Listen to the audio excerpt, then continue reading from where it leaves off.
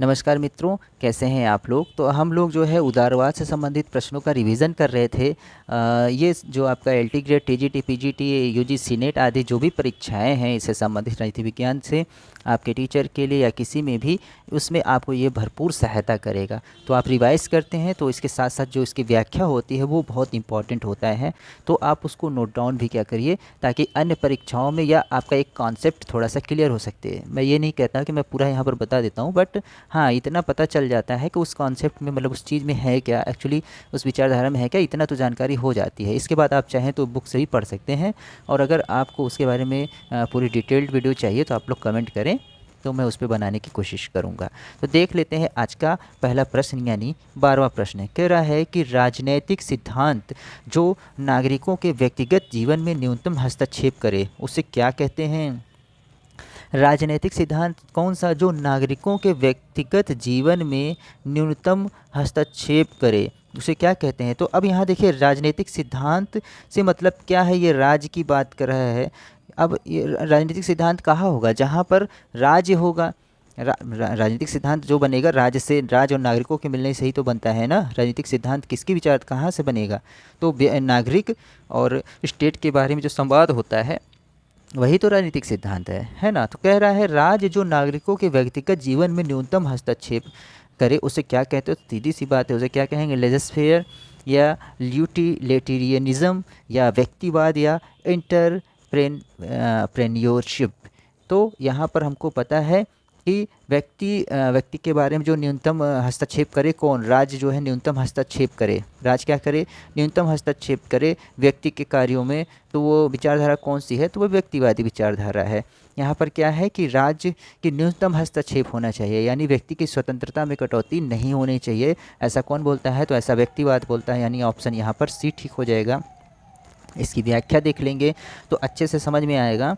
तो व्याख्या है कि व्यक्तिवाद राज्य को एक बुराई मानता है। सीधी सी बात है, हमने कई बार अभी ऊपर पढ़ा हुआ था। पर यह बुराई मनुष्य की स्वार्थपरता और लुटेरेपन का कारण आवश्यक हो गई है ना, आवश्यक हो गई है। व्यक्तिवाद का निर्देशक सिद्धांत है व्यक्ति को अधिक से अधिक स्वतंत्रता मिले और राज्य कम से कम हस्तक्षेप करे, है ना। व्यक्ति को अधिक से अधिक स्वतंत्रता मिले और राज्य कम से कम हस्तक्षेप करे। अगला प्रश्न देख लेते हैं। नेक्स्ट क्वेश्चन है कि निम्नलिखित व्यक्तिवाद विचारक, निम्नलिखित में से व्यक्तिवादी विचारक कौन है। तो हेराल्ड लास्की या जेम्स मिल या हर्बर्ट स्पेंसर या अरस्तु। तो व्यक्तिवादी सबसे प्रमुख व्यक्तिवादी विचारक हैं वो तो हर्बर्ट स्पेंसर, जो मतलब कि डार्विनवाद से सहायता लेते हैं अपने उदारवाद की संकल्पना को प्रस्तुत करने के लिए, है ना। तो हर्बर्ट स्पेंसर, हमने कई बार इसको पढ़ चुके हैं। तो इसकी देखिए इंपॉर्टेंट भी है, टीजीटी 2005, 9 अन्य परीक्षाओं में पूछा गया है, सबका देता नहीं है। तो यानी ऑप्शन सी हर्बर्ट स्पेंसर ठीक हो जाएगा। इसकी व्याख्या देखेंगे तो और अच्छे से समझ में आएगा। हर्बर्ट स्पेंसर प्रमुख व्यक्तिवादी विचारक हैं, नोट डाउन कीजिएगा। व्यक्तिवाद व्यक्ति की स्वतंत्रता को अधिकतम और राज्य के कार्य क्षेत्र को न्यूनतम रखने की वकालत करता है। ये इंपॉर्टेंट लाइन है, ये अगर समझ लेंगे आप तो आपको व्यक्तिवाद समझ में आ जाएगा। तो इसको नोट डाउन कर लीजिएगा कि व्यक्तिवाद व्यक्ति की स्वतंत्रता को अधिकतम, मतलब अधिकता देने की, और राज्य के कार्य क्षेत्र को न्यूनतम रखने की वकालत करता है। मतलब राज्य अपना जो अपने अपने कार्यों को समेटे और व्यक्तिवाद के स्वतंत्रता को खुलापन दे या उनको अधिक करे या उनको छूट दे, है ना। ये व्यक्तिवाद की विचारधारा कहती है। स्पेंसर की प्रमुख कृति कौन है, the man versus the state. Important है, नोट डाउन कीजिएगा इसको। मनुष्य बनाम राज्य। स्पेंसर ने प्राकृतिक चयन के नियम को सामाजिक प्रगति की प्रक्रिया पर लागू किया है। यह डार्विनवाद का सिद्धांत था, प्राकृतिक चयन के नियम, ठीक है ना, के नियम को सामाजिक प्रगति की प्रक्रिया को लागू किया है। और वे कहते हैं कि सामाजिक विकास की मुक्त प्रतिस्पर्धा में योग्य तथा परिश्रमी लोगों को उत्तरजीविता का अधिकार है। मतलब कि ये जो सामाजिक विकास है इसको खुली प्रतियोगिता होनी चाहिए। उस प्रतियोगिता में जो योग्य लोग हैं, जो परिश्रमी लोग हैं, वही जो है आगे जा कर के अपने आप को सर्वाइव कर पाएंगे। उन लोगों को सर्वाइव करने का हक होना चाहिए। बाकी जो कमज़ोर वर्ग हैं, जो कमज़ोर लोग हैं, उनको जो है अपने आप को न्यौछावर कर देना चाहिए, है ना। तो ये बात करते हैं। आगे है, राज द्वारा योग्य एवं परिश्रमी लोगों को हक छीन कर अयोग्य लोगों को देना सामाजिक प्रगति को कुंठित करना है। क्या कह रहा है कि राज द्वारा योग्य एवं परिश्रमी लोगों का हक छीन कर अयोग्य लोगों को देना सामाजिक प्रगति का कुंठित करना है। मतलब ये यहाँ पर कह रहा है कि जो योग्य और परिश्रमी लोग हैं केवल उन्हीं को जो है आगे बढ़ने का अवसर देना चाहिए। कुल मिला करके ये है कि इनका हक काट करके जो अयोग्य लोग हैं उन्हें जो है कोई भी सुविधा प्रदान नहीं करनी चाहिए। इस प्रकार स्पेंसर ने सभी प्रकार के कल्याणकारी कर्मों का खंडन किया। सीधी सी बात है, जो व्यक्तिवाद की बात करेगा वो सामाजिक कार्यों की तो खंडन करेगा ही। तो स्पेंसर क्या है, सामाजिक कल्याण का खंडन की बात करते हैं। अगला प्रश्न देख लेते हैं। नेक्स्ट क्वेश्चन है, योग्यतम की अतिजीवता का सिद्धांत किसके द्वारा प्रतिपादित किया गया? तो प्लेटो, स्पेंसर, रूसो या लॉक? तो ये ऑप्शन बी ठीक हो जाएगा, यानी स्पेंसर जो है योग्यतम की अजीवता मतलब योग्य व्यक्ति को ही जीने का अधिकार है, योग्य व्यक्ति को ही अपना विकास करने का अधिकार होना चाहिए। योग्य व्यक्तियों के अधिकारों को छीन करके अयोग्य व्यक्तियों को नहीं देना चाहिए। इससे क्या है, इससे विकास कार्य रुक जाएगा। स्पेंसर का मानना यह है, स्पेंसर का व्यक्तिवादी सिद्धांत ये है ना। इन्होंने डार्विनवाद से अपने सिद्धांत के लिए जो है वहाँ से प्राप्त किया था जो है। इसकी व्याख्या देखेंगे। हर्बर्ट स्पेंसर 1820 1903 19वीं सदी के ब्रिटिश दार्शनिक और सिद्धांतकार हैं। इन्होंने योग्यतम की अजीवता का सिद्धांत प्रतिपादन किया है ना। योग्यतम की अजीवता का सिद्धांत प्रतिपादन क्या इंपॉर्टेंट है, नोट डाउन कीजिएगा। स्पेंसर की पहली महत्वपूर्ण कृति सोशल स्टैटिक्स जो 1850 में आई थी। चार्ल्स डार्विन की ओरिजिन ऑफ स्पीसीज़ 1859 से 9 वर्ष पहले प्रकाशित हुई थी। देखिए ये 9 वर्ष पहले प्रकाशित हुई थी। इस तरह स्पेंसर ने अपने विकासवादी सिद्धांत डार्विन से भी पहले रखा था। ओह, तो देखिए यहाँ पर बड़ा अच्छा ये आया कि इन्होंने अपना विकासवादी सिद्धांत जो है डार्विन से भी पहले रखा था। योग्यतम की विजय या योग्यतम की अतिजीवता शब्दावली का प्रयोग सर्वप्रथम स्पेंसर ने ही किया था, है ना। कि यानी योग्य जो व्यक्ति होगा वो जीत जाएगा, या योग्य व्यक्ति जो होगा वो अपना विकास करेगा आगे, जो कमज़ोर व्यक्ति होगा वो पीछे हो जाएगा। ये कहता है कि व्यक्ति को छोड़ दीजिए, जो मतलब शक्तिशाली होगा या बलशाली होगा या जो योग्य होगा वो अपना विकास स्वयं कर लेगा, और जो कमज़ोर होगा वो जो है नीचे हो जाएगा। कुल मिला के ये है, तो इनका कहना ये है। तो यद्यपि यह डार्विन के नाम के साथ जुड़कर प्रसिद्ध हुई, लेकिन क्या था कि डार्विन के नाम से यह जुड़कर प्रसिद्ध हुई। बाद में जब डार्विनवाद आया 9 वर्ष बाद, तब ये जो है प्रसिद्ध हुआ। क्या ये विकासवादी सिद्धांत? इस प्रकार स्पेंसर ही योग्यतम की अतिजीवता के सिद्धांत का प्रतिपादक है। योग्यतम की अतिजीवता का मतलब ये समझ लीजिए थोड़ा सा कि वही मतलब कि जो योग्य व्यक्ति है उन्हीं को जो है सारी सुविधाएं मिलनी चाहिए, या उनको विकास के लिए सुविधाएं मिलनी चाहिए। ऐसे समझेंगे तो याद रहेगा। अगला क्वेश्चन देखते हैं। लेज़र-फेयर का क्या अभिप्राय है? लेज़र-फेयर का अभिप्राय धर्मनिरपेक्ष राज्य है, समाजवाद है, या व्यक्ति को अकेला छोड़ दो, या इनमें से सभी। तो यहाँ पर ये व्यक्ति को अकेला छोड़ दो की बात करते हैं। उदारवादी विचारधारा है ये, इसको लेज़र-फेयर बोलते हैं। तो इसको देख लेते हैं कि आमतौर पर समझा जाता है कि यह पद 18वीं शताब्दी में फ्रांस के एक व्यक्ति GCM बिसेट दी गोर्ने की देन है।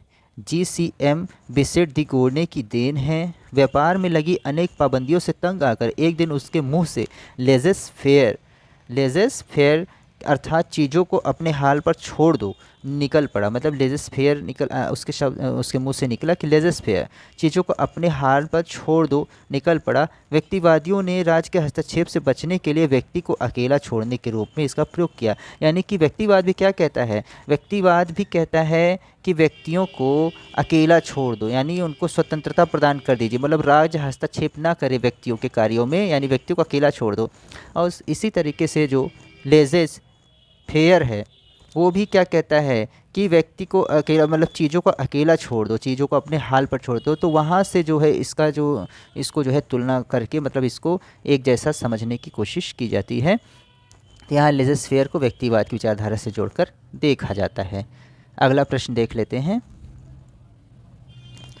16वां प्रश्न है कि शक्ति की राजनीति लोक कल्याण की राजनीति, तकनीकी राजनीति तथा दलीय राजनीतिक प्रवृत्ति में केंद्रीकरण की प्रवृत्ति का मुख्य कारण रही है। ये किसने कहा है? तो ये हैं प्रो सी एफ स्ट्रॉन्ग या प्रोफेसर के सी वियर या प्रोफेसर लॉस्की या जेम्स वाइस। तो ये प्रोफेसर के सी वियर हैं, यानी ऑप्शन बी ठीक हो जाएगा। तो इसकी व्याख्या देखते हैं कि प्रोफेसर के सी वियर ने आधुनिक संघीय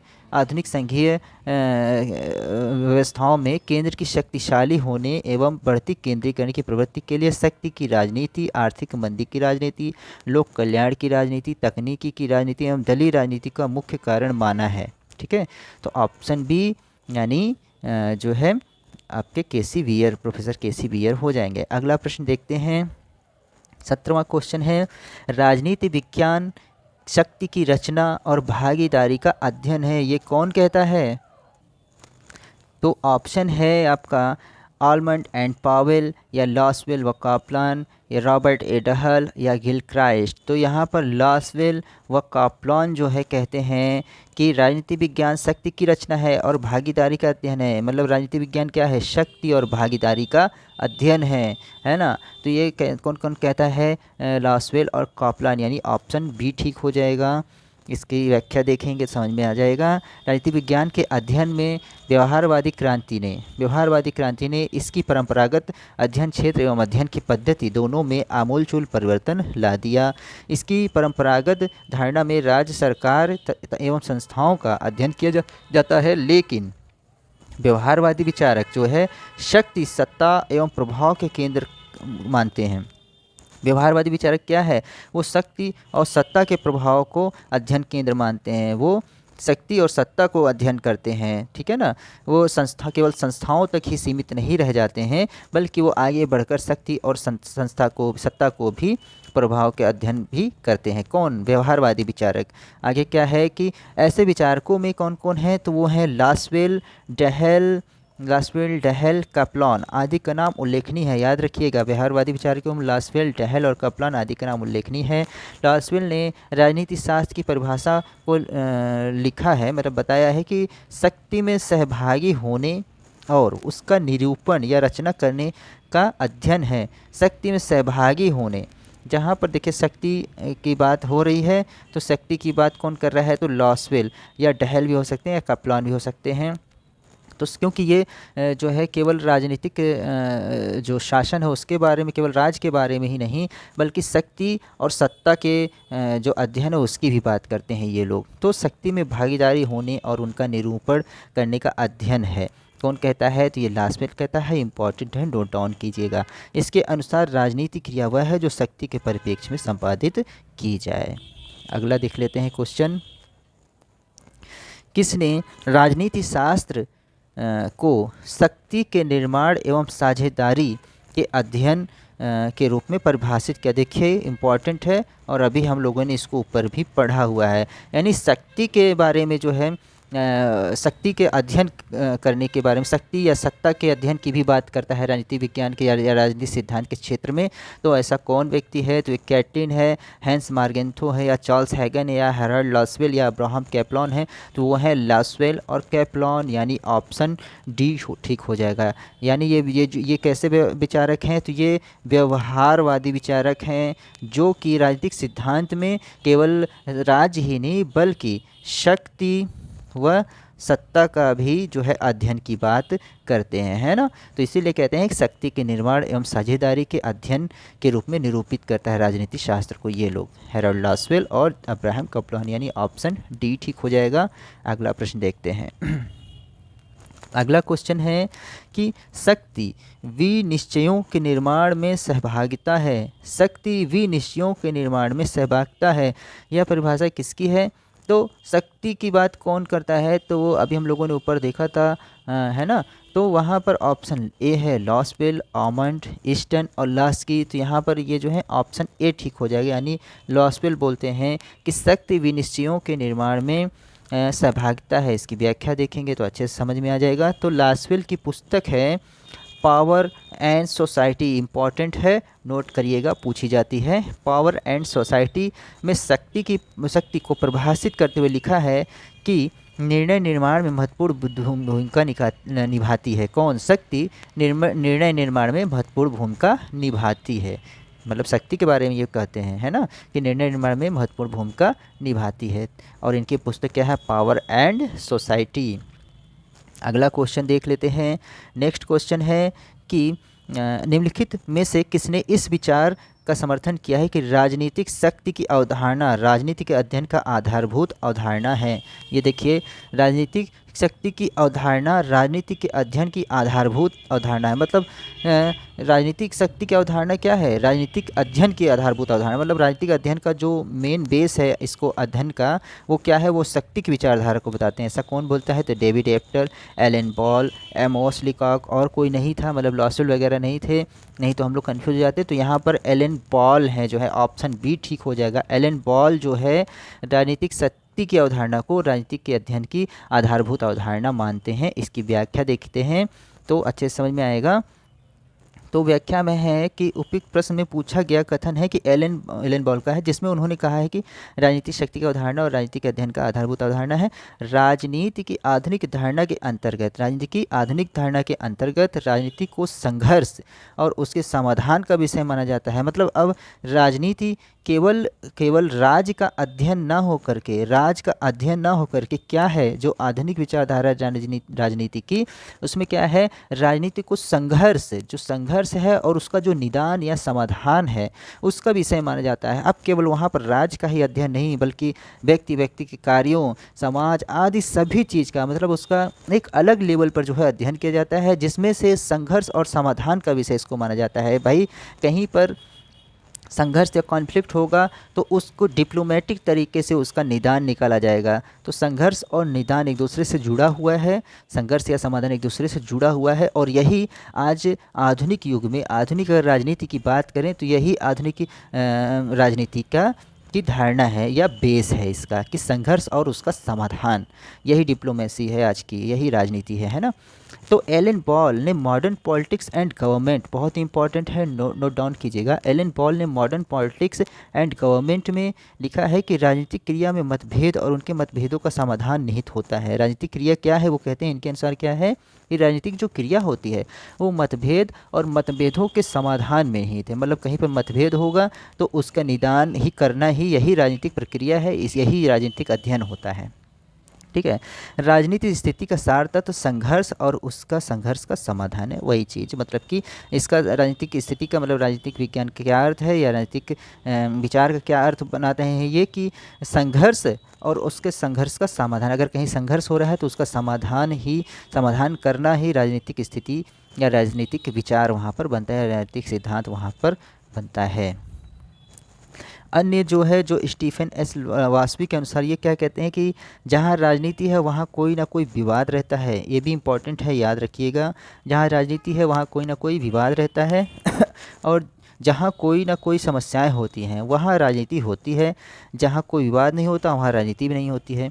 यही बात ये भी कह रहे हैं। तो घुमा के क्या कह रहे हैं कि जहाँ राजनीति होगा वहाँ कोई ना कोई विवाद होगा, जहाँ राजनीति होगा वहाँ कोई ना कोई विवाद होगा, और फिर क्या विवाद होगा तो कुछ समस्या बढ़ेगी, और जब समस्या होगी तब वहाँ पर क्या होगा, फिर राजनीति होने लगी कुछ समस्या पे। जब राजनीति होने लगेगी तो फिर वो विवाद हो जाएगा। मतलब घूम फिर के वही बात है कि इसका मतलब समस्या का निदान ही क्या है, राजनीति है। समस्या और समस्या का निदान ही राजनीति है। तो ये कौन बोलते हैं, तो स्टीफन एल वासवी ऐसा मानते हैं, और जो JDB मिलर है उनका भी ऐसा ही विचार है। याद रखिएगा, वे बहुत इंपॉर्टेंट है। वासवी और मिलर ऐसा विचार रखते हैं, इंपॉर्टेंट है, नोट डाउन करके इसको थोड़ा सा पढ़िएगा, समझेंगे तो अच्छे से समझ में आएगा। अगला प्रश्न देख लेते हैं। 21वां क्वेश्चन है कि आधुनिक राजनीति विज्ञान में प्रक्रिया की संकल्पना किसने दी है। तो आधुनिक राजनीति विज्ञान में प्रक्रिया की संकल्पना की बात कर रहा है तो वो डेविड स्टन है, या रॉबर्ट डहल हैं, या लॉसवेल हैं, या आर्थर बेंटले हैं। तो यहाँ पर ऑप्शन डी आर्थर बेंटले हो जाएगा। ये क्या है, आधुनिक राजनीतिक विचारक हैं और उन्होंने उसमें प्रक्रिया की संकल्पना को प्रस्तुत किया है। किसने, आर्थर बेंटले ने। इसकी व्याख्या देखते हैं, बिल्कुल अच्छे से समझ में आ जाएगा।